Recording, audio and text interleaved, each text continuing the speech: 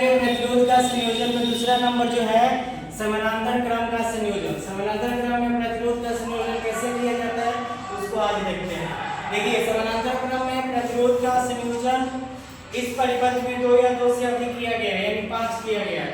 अर्थ कहने का मतलब ये है इसका तुल्य प्रतिरोध यानी तुल्य प्रतिरोध जो आता है, तुल्य प्रतिरोध का मान अर्थात पूरे परिपथ में जो प्रतिरोध का मान आता है, इस परिपथ में जो सबसे कम रेजिस्टेंस लगाया गया है अर्थात सबसे कम रेजिस्टेंस लगाया उस रेजिस्टेंस के मान के से भी कम आता है।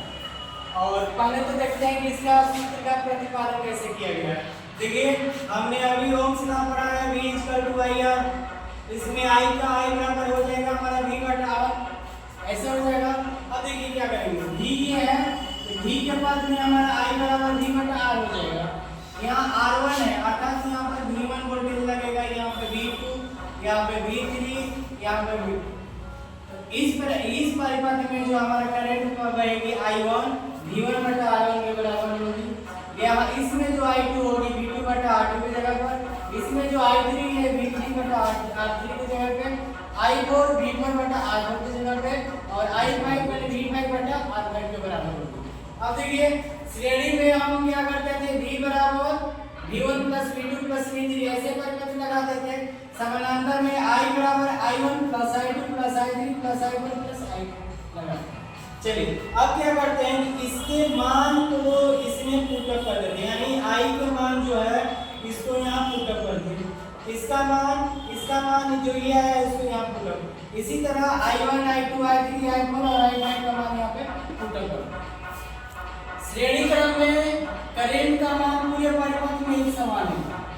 समानांतर क्रम में वोल्टेज का मान V का मान पूरे परिपथ में एक समान होगा, अर्थात यहाँ जो वोल्टेज का मान होगा वही यहाँ होगा। अब देखिए V बराबर V/R1 ये हो गया। अब क्या करते हैं कि V बराबर I1 बराबर I2 V बराबर V1 बराबर V2 बराबर V3 बराबर V4 बराबर V5 कर देंगे। अब क्या करेंगे कि इसके जगह पे हम V रख देंगे, V रख दिए या V1 रख दीजिए टोटल या V3 टोटल रख दीजिए, जो रखना है एक मान को यहाँ पर हम टोटल कर देंगे। वहां से हम यहाँ पे V हमने रखा है, V रख दिया है और टोटल में से V को कॉमन कर लिया, ये V हो गया, ये V/R हो गया, V से भी हमारा कैंसिल हो गया। यहाँ पे 1/R हो जाएगा और 1/R बराबर आपका हो जाएगा 1/R1 + 1/R2 + 1/R3 + 1/R4 + 1/R। आप जानते हैं कि टोटल जो रेजिस्टेंस का मान इस परिपथ में आएगा उसको तुल्य प्रतिरोध कहा जाता है, R इक्विवेलेंट कहा जाता है।